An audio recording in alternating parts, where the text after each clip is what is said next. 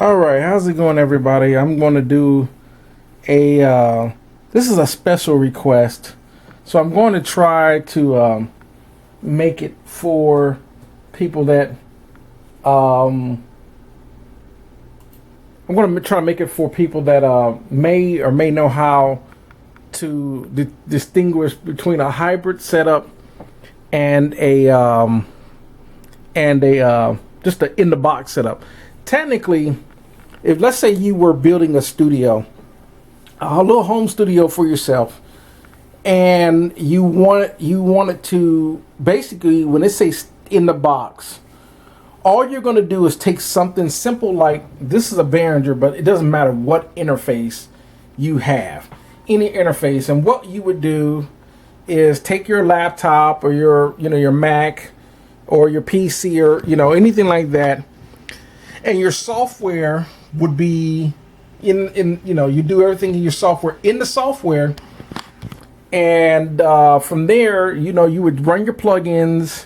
Then when it's time to mix, you would set up your mixer, and the only thing that will be coming out of the interface would just be maybe a couple of plugs out the back that would go to a pair of monitors if you're going to run some monitors, or you might just want to stick to just your headphones. You might just want to run a set of headphones, and you're going to do everything. You're going to record. You're going to plug all your microphones, whatever microphone you're using. You're going to plug that into your interface, the inputs here, and then you're just going to record it to tracks or your instruments. You're just going to record the tracks, or you're going to use virtual instruments or whatever. Then you're just going to mix inside the computer. You're going to use your plugins inside the computer, and everything's going to be done in the computer. And the only thing that comes out of the interface would be just chords to go to the monitor so you can hear. And it will work like that. It worked perfectly fine that way. But most people find themselves that sometimes they want to use an actual, like this is my Art Pro channel. I just pulled it out because I just gotten this Focusrite. It's got a couple of quirks in it. I got to work a couple of bugs, but I just got this Focusrite, and the only reason I got it because it's a 2-channel, and I like that Art, which is the single channel. This Focusrite is a 2-channel, and I did that for the purpose of recording maybe a vocal and a microphone, like a guitar, at the same time. So I want to have the same level of settings for that very reason. Plus, sometimes you want to record stuff in stereo. Anyhow, make a long story short. So here's some outboard gear. Besides this preamp, sometimes I got a couple of compressors here, a few compressors here. I got a BB and some reverbs and so forth. Sometimes it's good to have a few pieces of outboard gear because you can tack down your computer running the plugins by themselves. So you might want to run, plus you might want to use the sound of some outboard gear, or whatever the case may be. Another couple of options is that what a person can do is they have what they call summing mixers. Then they actually have full-fledged recording mixers.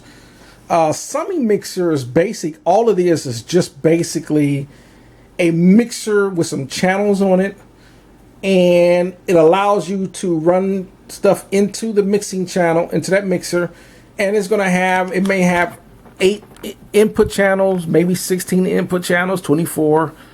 And then it's going to have a couple of stereo output channels to return. And what a person would do is they would take the outputs out of their interface. Like, for example, here's the outputs of my interface on the back. And they would run those into each channel of that summing mixer. And then from there, that summing mixer might have inserts on it. An insert allows you to insert a piece of gear. And sometimes people will set it up that way they can allow them to do that. Sometimes with that allows them to set up maybe a patch bay chain from coming out of their audio interface.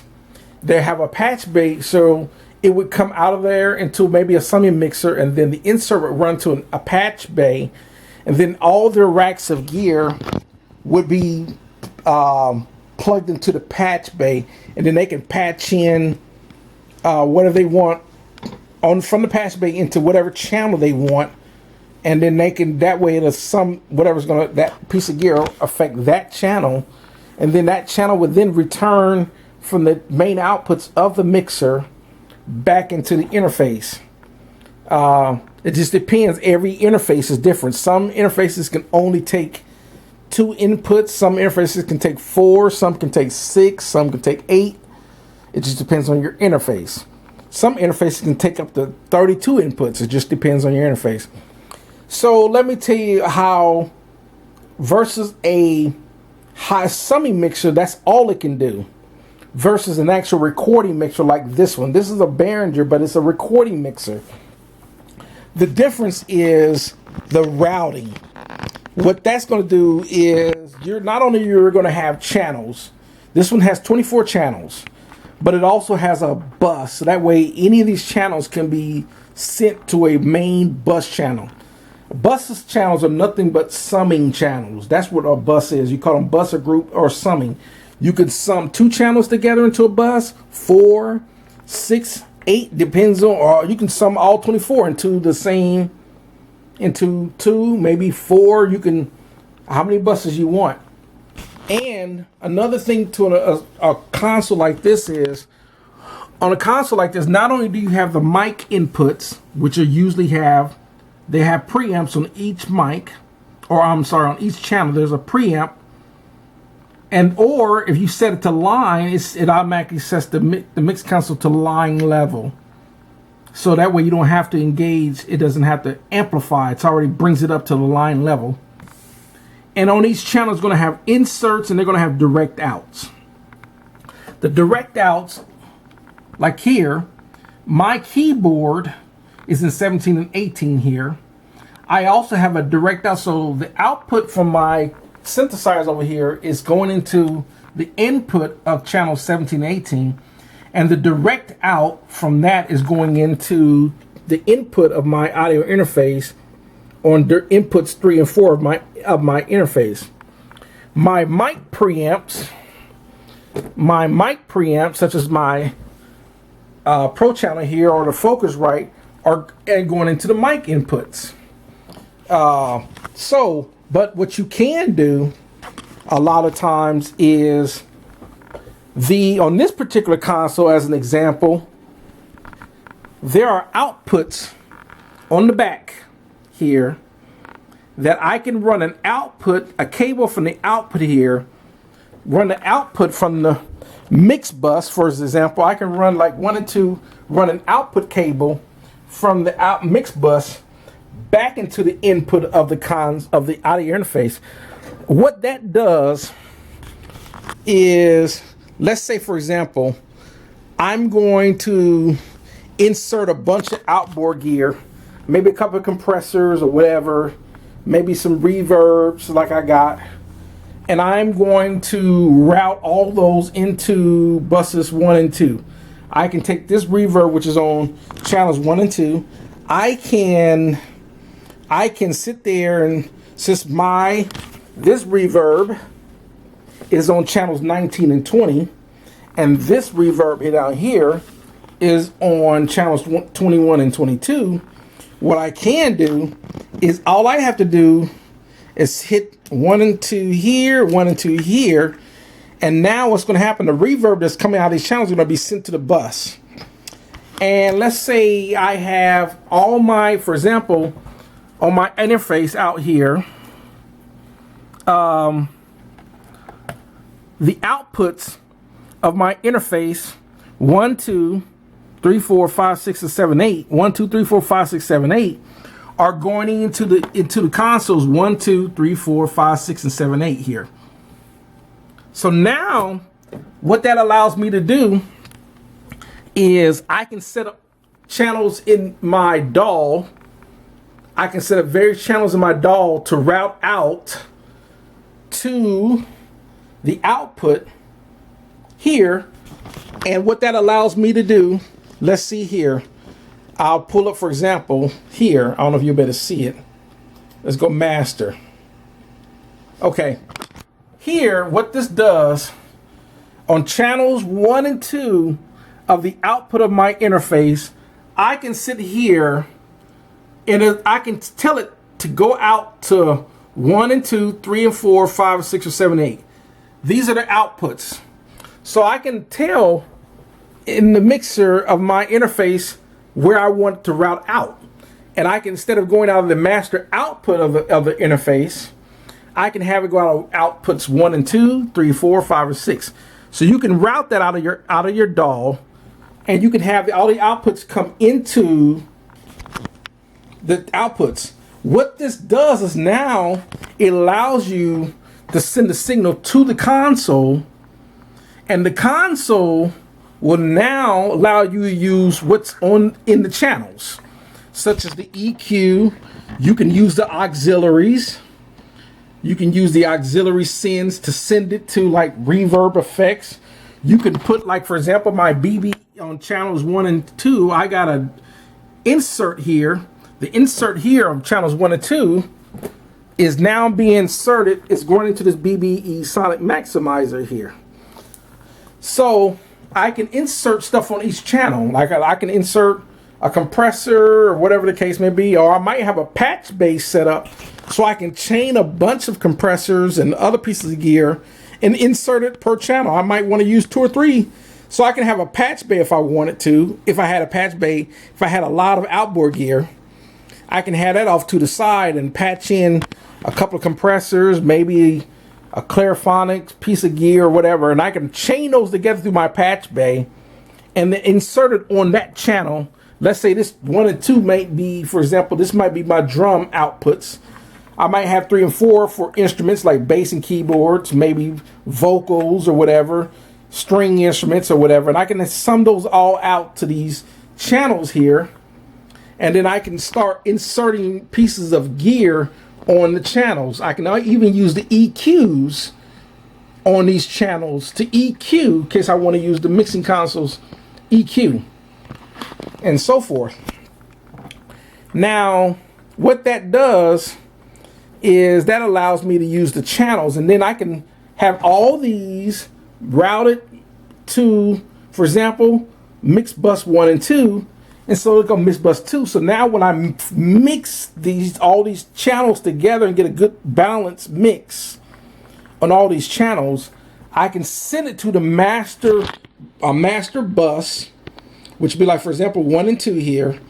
I can take the output of that master bus and route it back into the mixer and set up a channel to take everything I mixed together and sum it together. This is what we consider working in a hybrid situation. There's multiple ways to work in a hybrid situation. Another way that you can do this is, for example, because I have 24 inputs, this actually technically has 48 inputs. But what you can do is I can have, for example, instead of having, let's say I wanted to record a live band, what you can do this way is you can use the console. This is your monitoring and recording source. So what would happen is, how would you set that up in a hybrid situation? Well, what would happen is you would not really run all your outputs to your out of your interface for that situation. If you're going to use the console to record through, if you're going to record a band as an example, what you can do is I would have, for example, let's say I have an audio interface that has 24 inputs to it. Okay, instead of me running all my band directly into the interface, I would run through the console. And how I would set that up is like this. I would have all my inputs. Let's say I have 8 mics on channels 1 through 8. And because I got 8 mics, let's say I'm using condenser mics as an example on my drums. I'm using condenser mics or whatever the case may be, because you don't want, on this particular board, that's why sometimes you gotta be careful on the console to use, because this one activates the phantom power on all 8 banks chain, all 8. This one activates the phantom power if you turn the fan and power on, it activates all 8 channels if you have mics plugged into it. The problem with that is if you have 8 mics and let's say you have 4 condensers, a couple of ribbons, and a couple of dynamics, you do not want to plug your mics onto a channel, a board like this that's going to turn fan and power on all 8 banks, because you will fry the dynamic and you'll fry that ribbon. So you would have to alternate and change to a different location where you can actually put your, maybe if you turn the fan and power on this particular board, you would 1 through 8, you would actually maybe have to put 9 through 12. 9 and 10 would probably be the 2 dynamic, like an SM58, and 11 and 12 would be something like maybe your ribbon mics, and you don't turn a fan and power on to those, and then you can use those. But it would be awkward to have maybe kick, snare, overheads, and then maybe, you know, toms or whatever, ribbon mics, room mics or whatever. It'd be awkward to have it like that. So you just got to determine that. But on consoles like Allen Heaths or consoles that allow you to turn on a fan and power per channel, that's a good type of mixer to have. But the object is that you would put all your instruments, like your drums here, then maybe your bass inputs would be 9 and 10 or whatever the case, maybe guitars 11 and 12, maybe keys 13 and 14, and maybe a second guitar 15 and 16, and then 17 to 18 you would have like maybe lead vocals, and then you maybe other microphones for backgrounds. Once again, you just got to watch what kind of microphones you're using, because if on this tech console, if you turn the fan and power, it turns it on the entire bank. And if I'm using dynamic mics like an SM7, you don't want to turn the fan and power on. So you plug the mic into the XLR input, but you don't turn the fan and power on, and you just boost the gain. That's what we call gain stage. You got to get proper gain levels.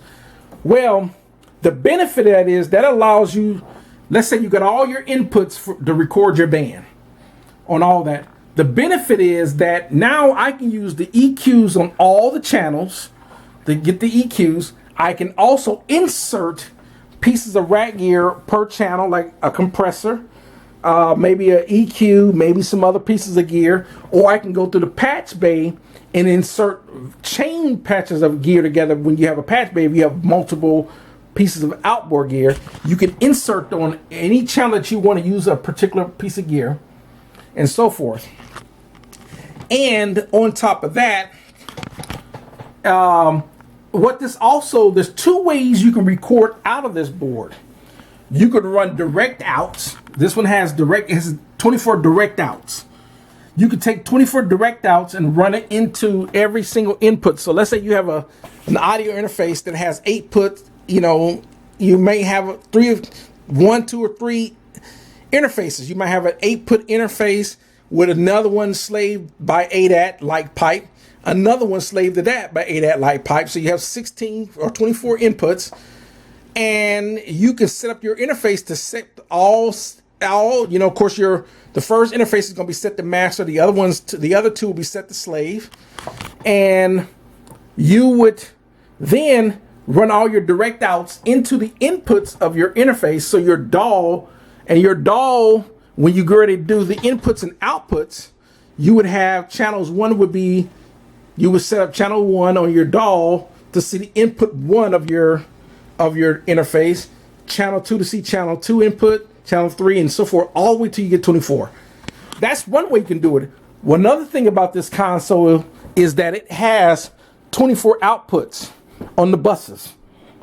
So you can actually run, you see here, sorry for bumping the camera. You see how you got 1, 2, let me move this cable. This has 1, 2, 3, 4, 5, 6, 7, 8, 9, 10, 11, 12. See how you got 8, 16, 24 outs?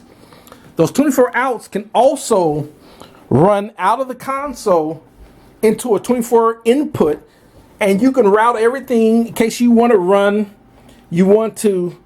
let's say you want to bus everything, you want to sum and bus and route everything through your buses and send your bus outputs into your interface. You can do that as well. And that way you can also insert more gear because the bus channels also have inserts on it, which allow you to do that as well. So that's the whole purpose of summing and what we call hybrid. It's just allowing you to incorporate the mixing console into your chain. So that way you're working out of your audio interface, you're working through your console, and then you're sending whatever you've done through the console back into your interface. A lot of people don't know that your outputs of your interface and the inputs of your interface operate independently. They don't work together. So the inputs of your interface, so what's going to happen is there's also what you can do. Also, now that let's say you had it set up where you wanted to run all your direct outs from the console into the inputs of your interface. What you can do is take the outputs of your interface, and let's say it has 24 outputs of your interface. You can run that into a separate set of monitoring channels. That's why a lot of people would actually, for example, this console has 24 additional, I'm gonna try to get the camera here, on over here. See all these inputs right here, all the way to the edge. Those are 24 separate inputs. And so I can actually switch to listen to my outputs. So when I get done recording, all I have to do is switch from channels by hitting this button. I'll go click, and turn all the buttons on. And now it's monitoring what's been recorded into the DAW, all the outputs. Once I set my outputs from my DAW to go to whatever channel I want to go out. So naturally I would have channels 1 going to the output of 1 of the interface, 2 to 2, 3 to 3, all the way out. And I would set a 24 port out as an example. Those 24 outs would then come into those separate set of inputs, and that way I can monitor, and by me switching the channels I can still use the EQ again to EQ and so forth. My MIDI bridge allows me to, all I gotta do is flip the switch here, and the MIDI bridge now monitor all those additional inputs coming from the interface. All my outputs of the interface will be going to those second inputs. I can monitor those. Then, so all I gotta do is push this, and it go to the channel to monitor what I'm doing on the recording phase, and then I can monitor on when I'm done recording, I can listen to the second set of inputs, and I can sit there and use the monitor. That's where you have these second set of, you see all these second set of additional, they just don't have faders like you see on the SSL, but it does have volume controls for, that's why you see 25 to 28 or to 48. I can monitor, I just push this and I push these down, as well as hitting those and so forth. But you have to have a console that's set up to record that way. A recording console allows you to monitor everything on the recording portion, and then you can monitor on when you get done recording. When you're ready to mix, you can mix, and that's the whole great thing about having a console that allows you to do back and forth. That's why you would see on those large consoles big faders and small faders. The small faders mostly would be monitoring everything while you're recording, and that's for the purpose of recording a band. So I hope that this kind of explains the whole purpose of hybrid. Hybrid, it just allows you to work through a mixer and allows you to insert set pieces of gear instead of just using nothing but plugins. So generally, one last thing, because I'm running down on time here.